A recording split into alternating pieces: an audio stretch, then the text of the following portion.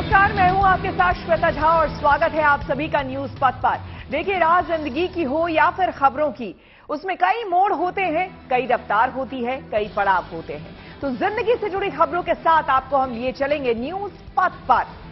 अकेलेपन का एहसास दिल के लिए कैसे खतरे की घंटी है, इस पर हॉर्न ओके प्लीज में चर्चा करेंगे। सियासी ढाबे में नीतीश कुमार की पार्टी में मचे घमासान को दिखाएंगे। तो सोशल अड्डे में फेसबुक लाइव के जरिए जिंदगी बचाने के मिशन पर चर्चा होगी और प्रगति मार्ग में पंजाब में पल्लेदारी करने के लिए मजबूर एक हॉकी खिलाड़ी का किस्मत कनेक्शन भी बताएंगे, क्योंकि वो अब कोच बन गया है।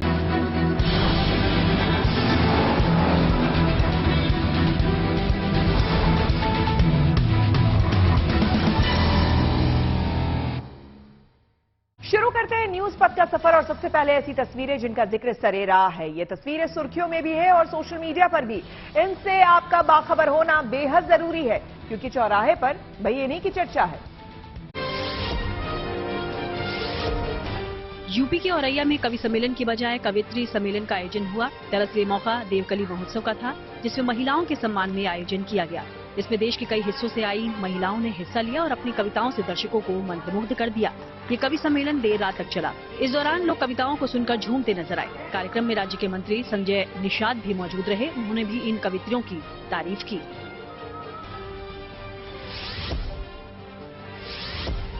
उत्तराखंड की रानीखेत में स्वरोजगार को बढ़ावा देने और पलायन को रोकने के लिए खास पहल की गई।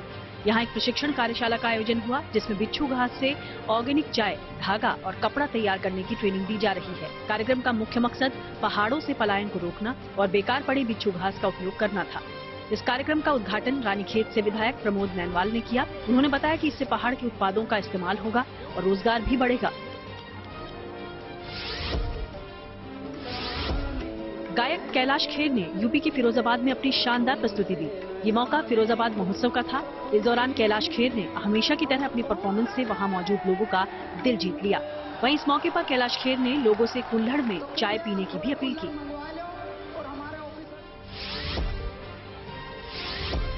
जम्मू कश्मीर के श्रीनगर में दीशान नाम के एक लड़के ने युवाओं के लिए खास पहल की है।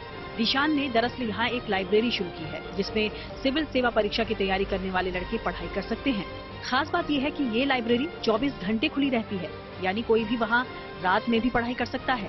खास तौर पर नौकरी पेशा युवा जो दिन में कोई नौकरी करते हैं और अभी भी सरकारी नौकरी की तलाश में हैं। इस लाइब्रेरी में कंप्यूटर भी रखे गए हैं, ताकि युवाओं को ऐसी प्रतियोगी परीक्षाओं में पढ़ाई में मदद मिले। राजस्थान के कोटा में दूसरे राज्यों से कोचिंग के लिए आने वाले छात्रों की मदद के लिए एक वेबसाइट लॉन्च की गई। जिला प्रशासन ने इसकी शुरुआत की। studentcomplaint.in नाम की इस वेबसाइट में छात्र अपनी समस्या बता सकते हैं। वेबसाइट के माध्यम से कोचिंग संस्थान, हॉस्टल, मेस, परिवहन, लॉ एंड ऑर्डर समेत दूसरे विभागों से जुड़ी अपनी समस्याओं के समाधान के लिए मदद ले सकते हैं। जिंदगी का सफर सुहाना हो, इसके लिए सावधान रहना जरूरी है। रोजमर्रा की आपाधापी में कुछ देर बैठकर सोचना समझना भी जरूरी है कि आपके आसपास क्या हो रहा है और जो कुछ हो रहा है उससे हमारी जिंदगी, हमारा परिवार कैसे प्रभावित हो सकता है। इसलिए हॉर्न बजाकर बाखबर करने वाली खबर जरूरी होती है। और आज ये खबर आपके दिल से जुड़ी हुई है।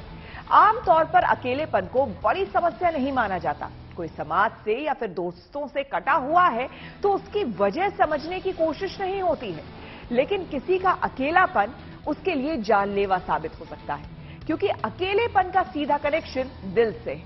एक नई स्टडी के मुताबिक अकेलेपन के शिकार लोगों में हार्ट अटैक का खतरा बढ़ सकता है। इसलिए जरूरी है कि अकेलेपन के साइड इफेक्ट पर हॉर्न बजाया जाए।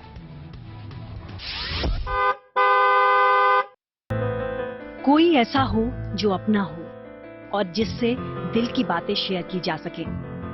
ये ख्याल वैसे तो रूमानी है, लेकिन सच ये है कि सेहत के लिए भी अच्छे साथी की जरूरत है।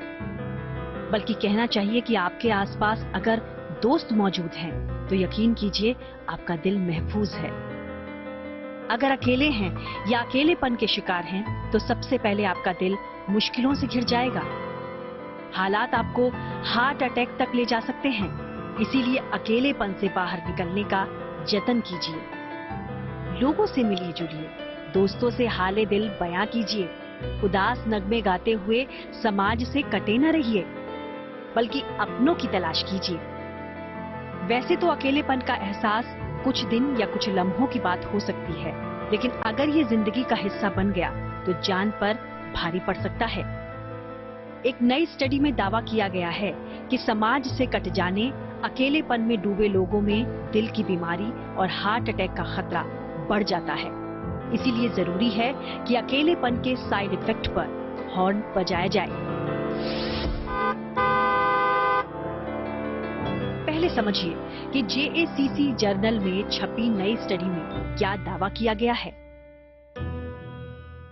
अकेलेपन के शिकार लोगों में हार्ट अटैक का खतरा 20% तक बढ़ जाता है। अगर कोई आदमी सिर्फ समाज से कटा हुआ है तब भी रिस्क है, लेकिन अगर वो खुद को अकेला भी महसूस करता है तो उसके लिए खतरा बढ़ जाता है। असल में ये रिसर्च 4 लाख वयस्कों पर की गई। सवालों के जरिए उनके अकेलेपन और समाज से कटे रहने की प्रवृत्ति का विश्लेषण किया गया और पाया गया कि अगर किसी वजह से कोई आदमी लोगों से घुला मिला नहीं है तो ये उतनी चिंता की बात नहीं, लेकिन अगर वो इसके साथ खुद को अकेला महसूस करता है तो ये चिंताजनक जरूर है, क्योंकि इसका असर उसके दिल पर पड़ेगा। नोट करने वाली बात यह है कि कोई आदमी किसी रिश्ते में होने या लोगों से मिलने जुलने के बावजूद भी खुद को अकेला महसूस कर सकता है, और ये अकेलापन ही उसके दिल का दुश्मन है, क्योंकि ये एहसास तनाव की बड़ी वजह है। इसीलिए जरूरी है कि खुद को और घर परिवार या आस पड़ोस के लोगों को गौर से देखें और समझें कि कोई अपना अकेलेपन का तो शिकार नहीं। नई स्टडी बताती है कि अगर कोई अकेलेपन का शिकार है, उसे सामाजिक सपोर्ट की जरूरत है। परिवार और दोस्त इसमें अहम भूमिका अदा कर सकते हैं। इसके अलावा लगातार डॉक्टर से संपर्क भी बेहद जरूरी है।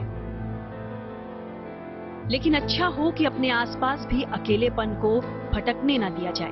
दोस्तों से मिला जाए, उनके साथ महफिलें सजाई जाए, कुछ उनकी सुने, कुछ अपने दिल की सुनाएं और इस तरह अपने दिल को सुरक्षित रखें।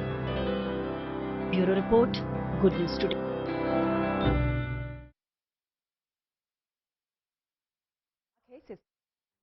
मैक्स अस्पताल के डॉक्टर मनोज कुमार से बातचीत की, सुनिए क्या कह रहे हैं वो। लोनलीनेस जो है ये करीब करीब 1,81,000 लोगों पे अध्ययन किया गया है। उसमें देखा गया है कि जो लोग अकेले रहते हैं, जो अकेलापन के शिकार हैं, और यहाँ पे एक चीज मैं बता दूं कि लोनलीनेस और सोशल सेपरेशन एक चीज नहीं है। लोनलीनेस में आपको एक नेगेटिव सी फीलिंग आती है कि आपकी रिलेशनशिप डेफिशिएंट है। तो ऐसे लोगों में देखा गया कि 29% हायर रिस्क है हार्ट अटैक का एंड 32% हायर रिस्क है स्ट्रोक का। फैमिली में है तो अपने फैमिली मेंबर्स से इंटरेक्ट करें, अपने रिलेटिव्स को फोन कर लिया करें। वर्किंग प्लेस पे आपका इंटरेक्शन बहुत जरूरी है। वर्किंग प्लेस में आपके कलीग्स, आपके फ्रेंड होने चाहिए और को अपना दुख सुख जो हम लोग हिंदी में बोलते हैं कि वो बांटना चाहिए।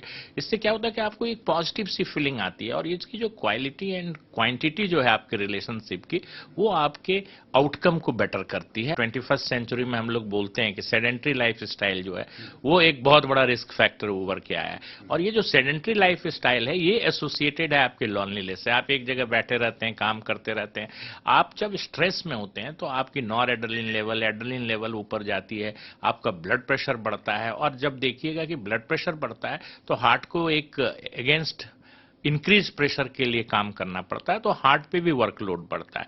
तो निश्चित तौर पे जो स्ट्रेस है ये कहिए कि मल्टी फैक्टोरियल है, बट अब ये मुझे लगता है कि बहुत हाई टाइम है कि आपको अपना मेंटल हेल्थ ठीक रखने के लिए आपकी सोशल इंटरेक्शन अच्छी होनी चाहिए। कुछ खबरें ऐसी होती हैं जिन पर घर, परिवार और समाज में चर्चा भी होती है और बहस भी। सोशल अड्डा में आज सबसे पहले बात सोशल साइट के गुड न्यूज की हम करेंगे। अमेरिका के कैलिफोर्निया से आई एक इंफॉर्मेशन ने यूपी के गाजियाबाद में एक जिंदगी को मौत के आगोश में जाने से बचा लिया है। इसे सूचना की ताकत ही कहिए कि महज आधे घंटे से भी कम वक्त में यूपी पुलिस ने एक शख्स को सुसाइड करने से रोक दिया। पहले देखते हैं कि बेहद कम वक्त में इसे कैसे अंजाम दिया गया।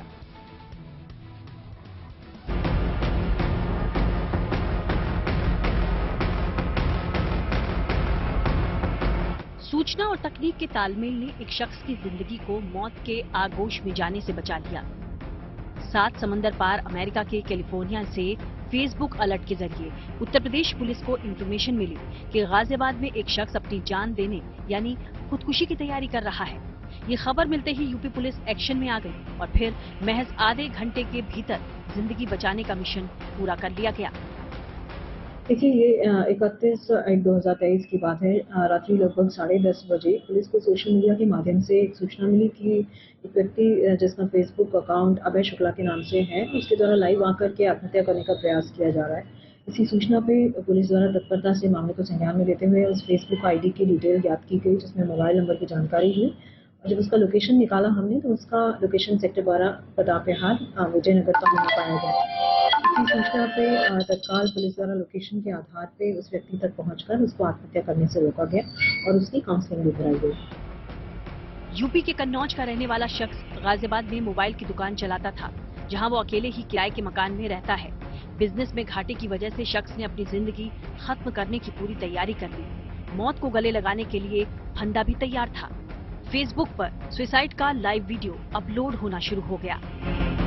अमेरिका के कैलिफोर्निया में फेसबुक और इंस्टाग्राम की पेरेंट कंपनी मेटा हेडक्वार्टर में जैसे ही शख्स के सुसाइड की तैयारी का वीडियो दिखाई दिया, वैसे ही मेटा की टीम हरकत में आ गई और वहां से फौरन यूपी पुलिस को अलर्ट भेज दिया गया। अलर्ट मिलते ही शुरू हो गया जिंदगी बचाने का मिशन।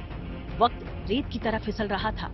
घनी आबादी के बीच एग्जैक्ट लोकेशन ट्रैक करना आसान नहीं था, लेकिन पुलिस अपने मिशन में लगातार जुटी रही और मोबाइल लोकेशन ट्रैक कर युवक की जिंदगी बचाने पहुंच ही गई।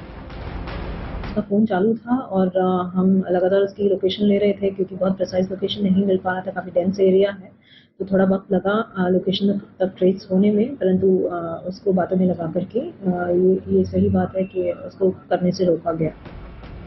इस पूरे मामले में खास बात यह है कि अलर्ट भेजने से लेकर पुलिस के पहुंचने में करीब आधे घंटे का समय लगा। वक्त कम था और मिशन बड़ा, जिसे वक्त रहते अंजाम तक पहुंचा दिया गया। उत्तर प्रदेश पुलिस ने मेटा कंपनी से पिछले साल मार्च में ये करार किया था कि फेसबुक या इंस्टाग्राम पर किसी व्यक्ति की आत्महत्या संबंधित पोस्ट दिखे तो तुरंत पुलिस को अलर्ट किया जाए।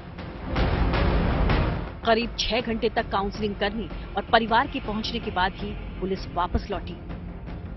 जाहिर है, जहां आज सोशल मीडिया और टेक्नोलॉजी का गलत इस्तेमाल भी हो रहा है, तो वहीं सोशल मीडिया और टेक्नोलॉजी के चलते ही इस युवक की जान बच पाई। गाजियाबाद से मयंक गौड़ के साथ bureau report, good news today. Facebook की सक्रियता से गाजियाबाद के इस युवक की जान बच गई। ये वाकई बड़ी बात है। सोशल अड्डा में हमने लोगों से इस पर बातचीत की, सुनिए क्या कह रहे हैं वो। हाँ, तो सोशल मीडिया बेचारा कितना बदनाम रहता है, लेकिन सोशल मीडिया के बहुत सारे फायदे भी हैं। कैसे? यूपी पुलिस और फेसबुक के बीच एक कॉन्ट्रैक्ट साइन हुआ कि हम आपस में इंफॉर्मेशन साझा करेंगे।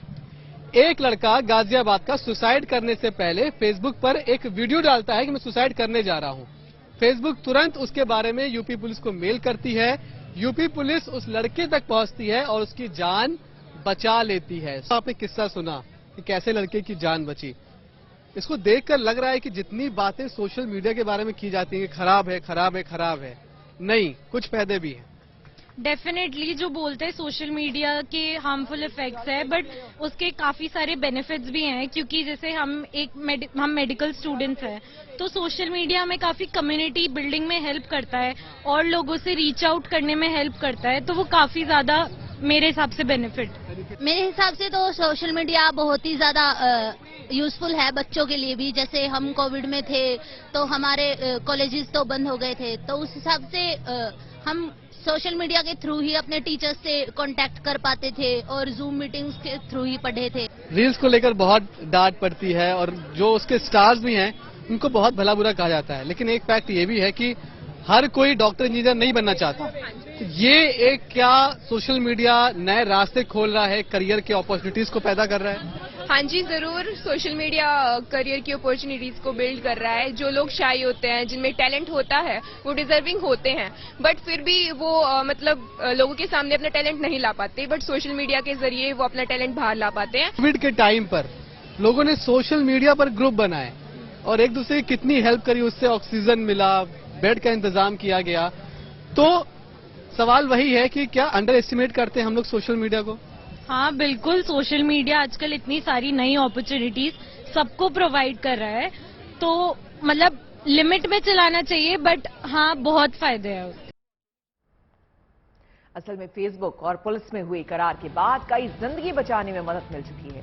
यूपी के अलावा देश के दूसरे हिस्सों में भी फेसबुक के अलर्ट पर पुलिस की दिखाई गई चुस्ती फुर्ती से कई जान बच चुकी है। आपको बता दें कि मार्च 2022 में फेसबुक से करार होने के बाद उत्तर प्रदेश पुलिस ने पहला ट्रायल प्रयागराज में किया, जहां फेसबुक से एक छात्र के फांसी लगाने की कोशिश का अलर्ट मिला।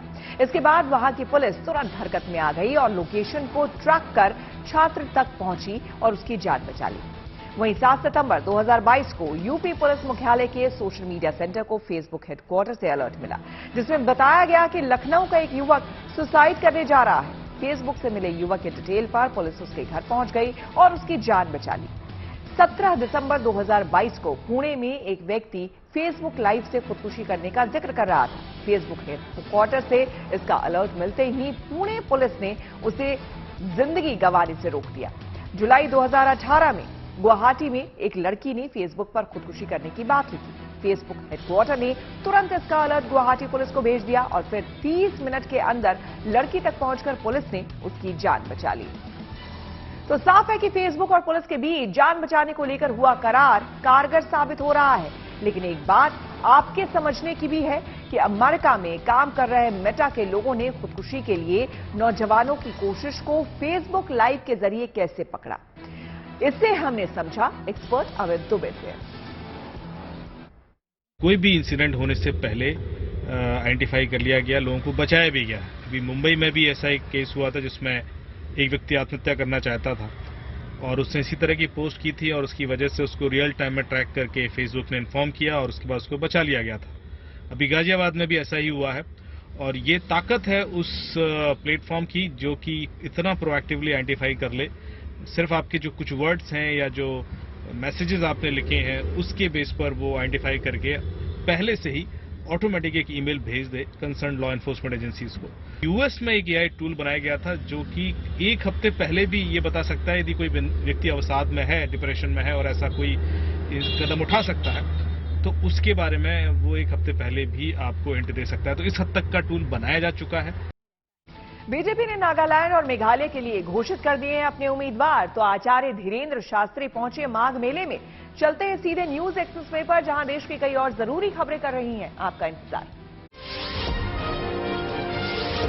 बीजेपी ने नागालैंड और मेघालय में विधानसभा चुनाव के लिए अपने उम्मीदवारों के नामों का ऐलान कर दिया। पार्टी ने नागालैंड में 60 में से 20 सीटों पर अपने प्रत्याशी उतारे, जबकि बाकी सीटों पर उसकी सहयोगी नेशनल डेमोक्रेटिक प्रोग्रेसिव पार्टी लड़ेगी।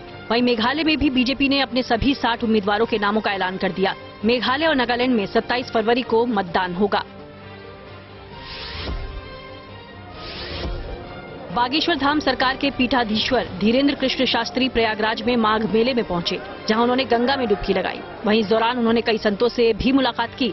इस मौके पर आचार्य धीरेन्द्र शास्त्री को देखने के लिए भी भीड़ उमड़ पड़ी।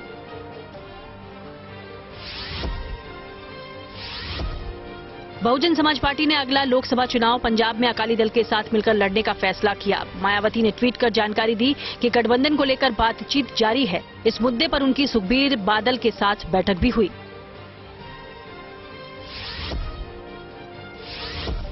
कनाडा में हिंदू मंदिर पर हुए हमले का मामला वहां की संसद में भी उठा। भारतीय मूल के सांसद चंद्र आर्य ने इस हमले की निंदा की।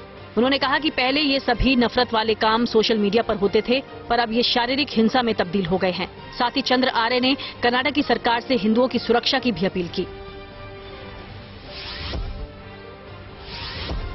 झारखंड के रामगढ़ में एक किसान ने अपनी सब्जियों पर ट्रैक्टर चला दिया। उसका आरोप है कि गोभी के दाम सही नहीं मिल रहे हैं, इसी वजह से उसने ये फैसला लिया। किसान के मुताबिक उनके लिए अपनी लागत निकालना भी मुश्किल हो रहा है। और अब रुक करते हैं धन बाजार का, जहां पर शेयर बाजार से लेकर कारोबार जगत की सभी अहम खबरें होती हैं, जिसका सीधा असर आपकी जेब पर होता है, आपकी आमदनी से इसका मतलब होता है। तो बिना देर किए हुए तेज रफ्तार खबरों के बीच ये जरूरी खबरें छूट न जाए, लिए चलते हैं आपको धन बाजार। गुरुवार 2 फरवरी को भारतीय शेयर मार्केट में ट्रेडिंग का मिला जुला असर रहा। 30 शेयरों वाला बीएसई बेंचमार्क सेंसेक्स 224.16 अंक चढ़कर 59,932.24 पर बंद हुआ। हालांकि निफ्टी में मामूली गिरावट देखने को मिली। निफ्टी 5.9 अंक गिरकर 17,610 पर बंद हुआ।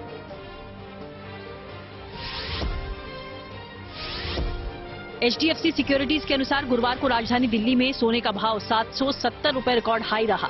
सोने का प्रति 10 ग्राम दाम 58,680 रुपए दर्ज हुआ। वहीं चांदी के भाव में 1,491 रुपए का इजाफा देखने को मिला।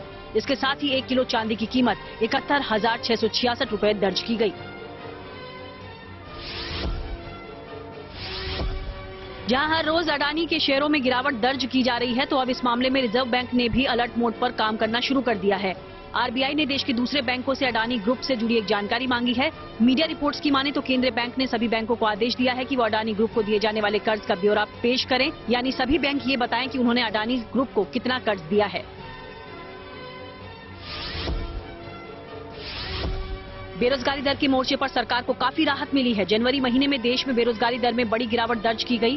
गैर सरकारी संस्था centre for monitoring of Indian economy के जनवरी 2023 के आंकड़े बताते हैं कि इस महीने में बेरोजगारी दर 7.14% रही। इससे पहले दिसंबर 2022 में बेरोजगारी दर 8.3% पर थी।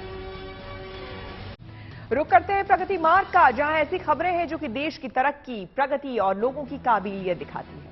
ये खबरें दिल को सुकून देती है, अपने विकास को लेकर एक भरोसा देती है। कुछ दिन पहले हमने पंजाब के एक ऐसे हॉकी खिलाड़ी के बारे में बताया था जो हालात की वजह से पल्लेदारी कर रहा था। हमारी खबर का असर हुआ। खबर देखने के बाद पंजाब के CM ने परमजीत सिंह को खुद फोन किया, मुलाकात की और उसे हॉकी का कोच बनाने का फैसला कर लिया।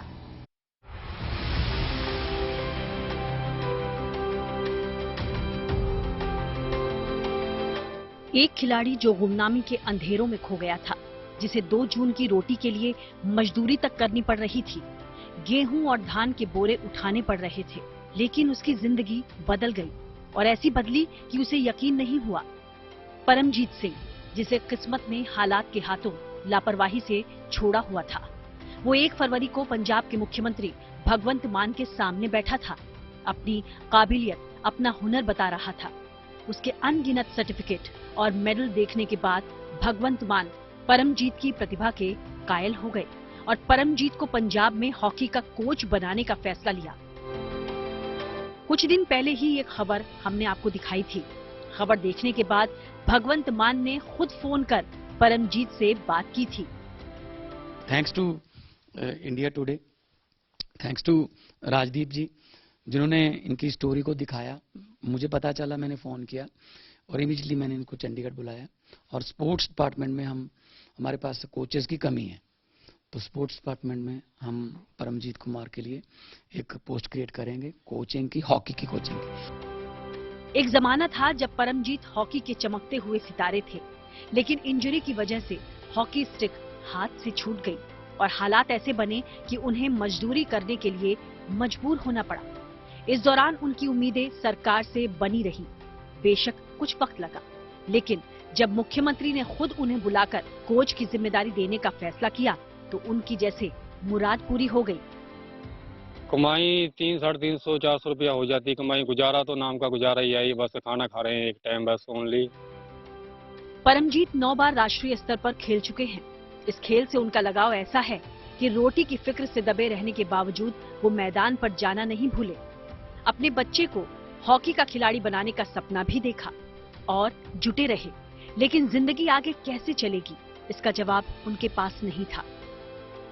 मान साहब ने सीधे फोन किया था आपको सीधे खुद से? हाँ जी, उन्होंने अपने पर्सनल नंबर से डायरेक्ट मेरे को कॉल की उन्होंने। फिर आपको लगा कोई मजाक कर रहा है? हाँ जी, कुछ टाइम तो मेरे को लगा, पर नहीं, बाद में जल्दी मेरे को पता चल गया था, नहीं ये रियलिटी है, ये मान साहब की कॉल है मेरे को। अब इस शानदार खिलाड़ी को और उसके हुनर को सम्मान मिला है। कोच के तौर पर बड़ी जिम्मेदारी मिली है। परमजीत के चेहरे पर खुशी है, क्योंकि जिंदगी के खेल में उन्हें एक बार फिर दमखम के साथ उतरने का मौका जो मिला है। चंडीगढ़ से प्रेम पासी और सत्येंद्र चौहान के साथ bureau report, good news today.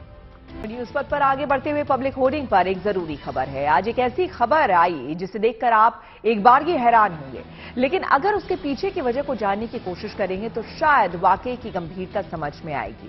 दरअसल एक छात्र एग्जाम देने से पहले ही सेंटर पर बेहोश हो गया, मगर ये सब होने के पीछे जो असल कारण था वो और भी हैरत में डाल देगा। दरअसल मामला बिहार के नालंदा का है। इस स्कूल को 12वीं परीक्षा का सेंटर बनाया गया था। इस सेंटर पर एक छात्र मनीष का नाम चला गया। मनीष ने एग्जाम फॉर्म भरने में गलती की थी। जेंडर कैटेगरी में मेल की जगह फीमेल लिख दिया था, इसलिए मनीष का नाम लड़कियों के लिए बने सेंटर पर चला गया। अब हुआ यूं कि सेंटर पर करीब 500 छात्राओं के बीच मनीष अकेला छात्र था। इसके बाद वो खुद को असहज महसूस करने लगा। कहा जा रहा है कि कुछ ठंड का भी असर था, इसलिए उसे सिर दर्द हुआ और चक्कर खाकर गिर पड़ा। हालांकि अस्पताल में इलाज के बाद मनीष की हालत सही है, लेकिन मनीष को परीक्षा उसी स्कूल में देनी होगी जिसमें उसकी तबीयत खराब हुई। अब चलते हैं सियासी ढाबे पर, जहां आज की बेहद दिलचस्प खबर मौजूद है, पक रही है यहां पर। देखिए, बिहार में जेडीयू का घमासान बजाय थमने के और भी तेज होता जा रहा है। उपेंद्र कुशवाहा के तेवर से लगता है कि पार्टी में बंटवारा करके ही मानेंगे, और शायद इसलिए पार्टी और महागठबंधन के खिलाफ खुलकर बोल रहे हैं। अब दिलचस्प बात यह है कि उनको जेडीयू के अंदर से ही समर्थन मिलने लगा है। उधर नीतीश कुमार राज्य के दौरे पर हैं, इधर उपेंद्र कुशवाहा का जेडीयू में ऐलान जंग है। सूरत हाल ये है कि कुशवाहा पार्टी में तो बने हुए हैं, लेकिन तेवर साफ है कि पार्टी तोड़कर ही मानेंगे, और इसका सबूत ये है कि नीतीश कुमार पर उनके हमलों का सिलसिला जारी है। आज कितना दिन हुआ?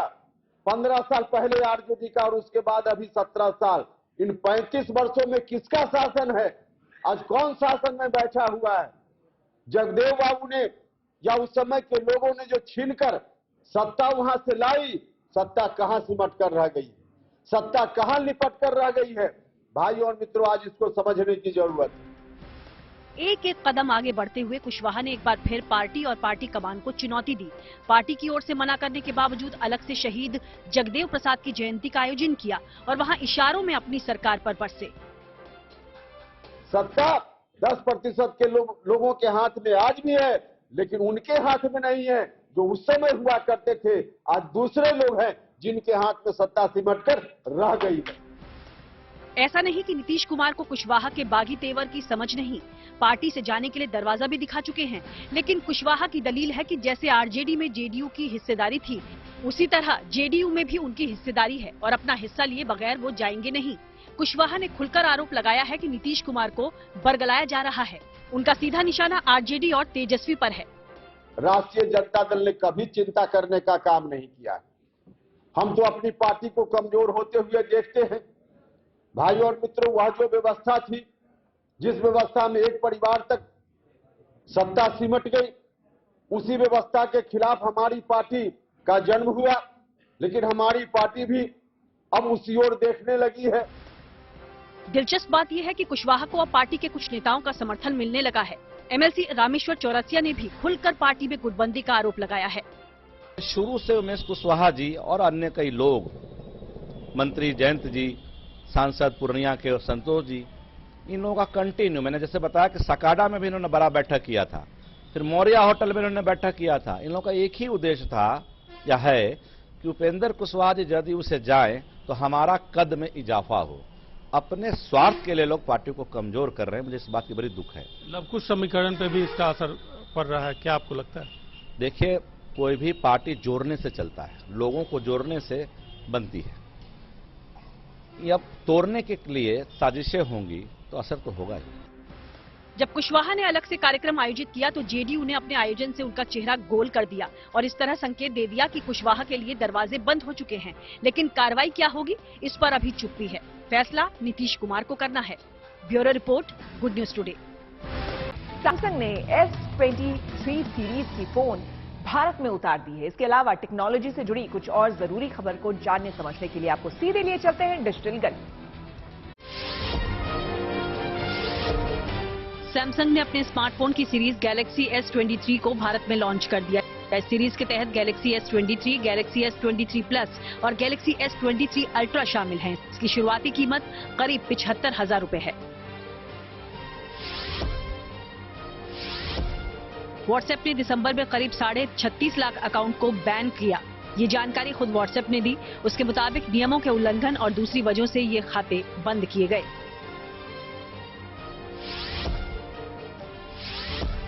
अमेरिका में टिकटॉक की मुश्किलें और बढ़ सकती हैं। अब वहां एप्पल और गूगल प्ले स्टोर से भी टिकटॉक को हटाने की अपील की गई। वहां के सांसद माइकल बेनेट ने इस पर खत लिखा। इसमें उन्होंने सुरक्षा का मुद्दा उठाया। अमेरिकी सांसद ने अपने खत में राष्ट्रीय सुरक्षा के लिए टिकटॉक को खतरनाक बताया। बाद जम्मू कश्मीर में आतंकियों के खात्मे की घाटी में सुरक्षा बल मुस्तैदी से तैनात हैं। उन्हीं की बदौलत आतंकियों की साजिश नाकाम हो रही है। हाल ही में घाटी में पहली बार परफ्यूम की बोतल को हथियार बनाकर बड़ी साजिश रची जा रही थी, लेकिन पाक में बैठे आतंकियों के आकाओं की इस साजिश को सुरक्षा बलों ने नाकाम कर दिया।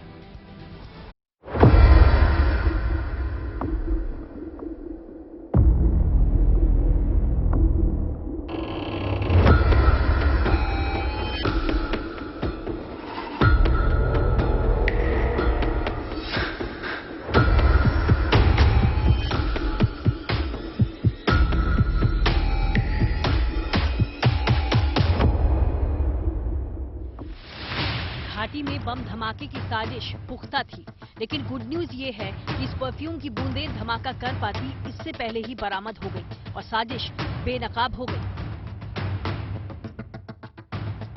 बॉटल परफ्यूम की दिखती है और अगर गलती से आपने परफ्यूम के स्प्रे के माफक उसको दबा दिया, जब खोल दिया तो आईडी फट जाएगी और जिसके हाथ में आईडी होगी उसका मौके पर ही नुकसान हो जाएगा। कश्मीर में दहशत फैलाने के लिए आतंकी नई नई तरकीब आजमा रहे हैं। साधारण सी दिखने वाली चीजें जिनसे अनुमान लगाना मुश्किल है कि ये बम भी हो सकते हैं, उन्हें हथियार बनाकर आतंकी संगठन घाटी को दहलाने की साजिश रच रहे हैं। लेकिन अच्छी खबर है कि सुरक्षा बलों की मुस्तैदी आतंकियों की साजिश पर हर बार भारी पड़ती है। जो पहली आईडीज अभी तक इस्तेमाल करी, जो शास्त्री नगर में हुई, वो टाइमर वाली डिवाइस थी। जो कटरा की बस में आईडी लगाई गई वो स्टिकी बॉम्ब की फॉर्म में थी।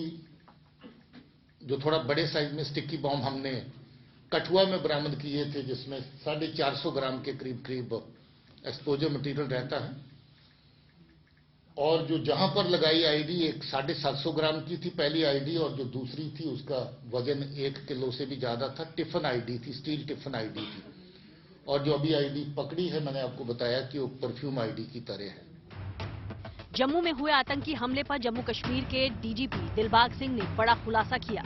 जम्मू में हाल ही में हुए आतंकी धमाके के पीछे आतंकी संगठन लश्कर-ए-तैयबा का हाथ है। पाकिस्तान में बैठा लश्कर-ए-तैयबा का कमांडर कासिम कश्मीर के लोगों को अपना शिकार बना रहा है। 14 दिन पहले यानी 20 जनवरी को नरवाल में 2 आईईडी बम प्लांट किए गए थे, जो 21 जनवरी को 20 मिनट के अंदर ब्लास्ट हुए। पहले धमाके में 9 लोग जख्मी हुए और दूसरा धमाका काफी तेज था, लेकिन किसी को कोई नुकसान नहीं पहुंचा। अब जम्मू संभाग में बार बार जो है आतंकी वारदातें हो रही हैं। अभी हाल ही में हमने देखा कि जम्मू संभाग के राजौरी जिले में किस प्रकार से हिंदू समुदाय के ऊपर आतंकवादियों ने हमला किया और उसके अगले दिन जो पीड़ित परिवार है, एक पीड़ित परिवार के मकान में आईडी का धमाका होता है। तो ये जो आतंकी घटनाएं हो रही हैं, निश्चित तौर पर जो है चिंता का विषय है सुरक्षा एजेंसियों के लिए। लेकिन सुरक्षा बलों ने यहाँ पर बहुत ही शानदार काम किया है। जम्मू संभाग हो या कश्मीर घाटी हो, अभी हाल फिलहाल में कई जो आतंकी साजिशें हैं उनका पर्दाफाश हुआ है। आतंकवादियों की जो नापाक मंसूबे हैं उन पर पानी फेरा गया है। सुरक्षा बलों के हाथों एक और बड़ी जानकारी लगी है। हाफिज सईद पाकिस्तान में बैठकर आतंकी हमलों के लिए फंडिंग कर रहा है। सुरक्षा बलों ने लश्कर के आतंकी को गिरफ्तार किया है, जो पहले सरकारी टीचर था।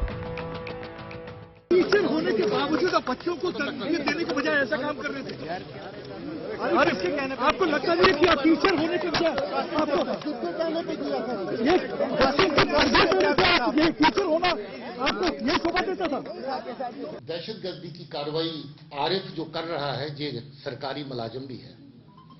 2010 में रैबर तलीम में भर्ती हुआ था।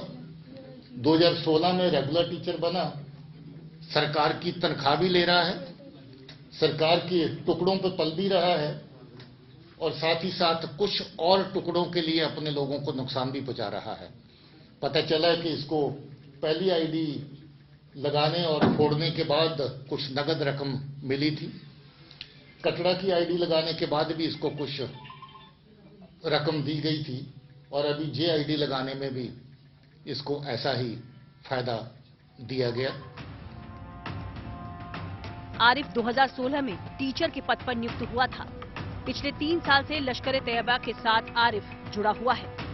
जाहिर है, हाल में जम्मू में हुई कई आतंकी घटनाओं के लिए आरिफ जिम्मेदार है। सुरक्षा बलों को मिली जानकारी के अनुसार आरिफ को दिसंबर के आखिरी में 3 आईईडी की सप्लाई मिली थी, जिसे ड्रोन के जरिए पाकिस्तान से भेजा गया था। इसमें से 2 का इस्तेमाल आरिफ ने नरवाल इलाके में किया। इसके अलावा आरिफ ने मई 2022 में वैष्णो देवी जा रही बस में भी आईईडी रखा था, जिसमें 4 लोगों की मौत हो गई थी। फरवरी 2022 में शास्त्री नगर में हुए आईईडी ब्लास्ट के पीछे भी आरिफ का ही हाथ था। रविंद्र जडेजा ने टेस्ट के लिए पास कर लिया है फिटनेस टेस्ट, तो मेसी ने दिए हैं रिटायरमेंट के संकेत। इसके अलावा खेल जगत से जुड़ी कुछ और खबरों को जानने के लिए सीधे लिए चलते हैं आपको खेल चक्कर। भारत के अंडर 23 विश्व चैंपियन अमन सहरावत ने बुधवार को क्रोएशिया में ज़ैग्रेब ओपन रैंकिंग सीरीज 2023 में पुरुषों के 57 किलोग्राम वर्ग में कांस्य पदक जीता। उन्होंने इस पदक को जीतने के लिए यूएसए के जेन रे रोड्स रिचर्ड्स को 10-4 से मात दी। भारतीय पहलवान ने टूर्नामेंट के संस्करण में भारत को पहला पदक दिलाया।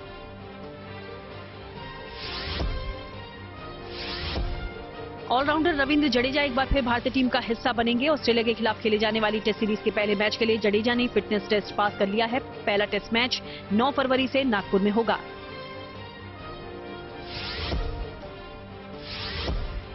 हार्दिक पांड्या ने टीम में धोनी जैसी जिम्मेदारी निभाने को लेकर कहा कि उन्हें इस पर किसी तरह की कोई समस्या नहीं है। जब मैं माही भाई के साथ खेला था तो उस समय मैं मैदान के हर कोने पर शॉट मारने की कोशिश करता था, लेकिन उनके जाने के बाद उनकी जिम्मेदारी पूरी तरह से मेरे कंधों पर आ गई, जिससे मुझे कोई आपत्ति नहीं है। यदि हमें सही परिणाम मिलते रहेंगे तो मुझे इस तरह के खेलने में कोई परेशानी नहीं है।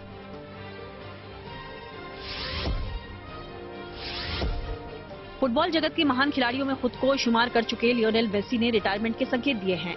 एक इंटरव्यू में उन्होंने कहा कि उन्होंने अपने करियर में सब कुछ हासिल कर लिया है और अब कुछ नहीं बचा है। बता दें कि इस दिग्गज खिलाड़ी ने पिछले साल ही अर्जेंटीना को फीफा वर्ल्ड कप में ट्रॉफी जिताई है।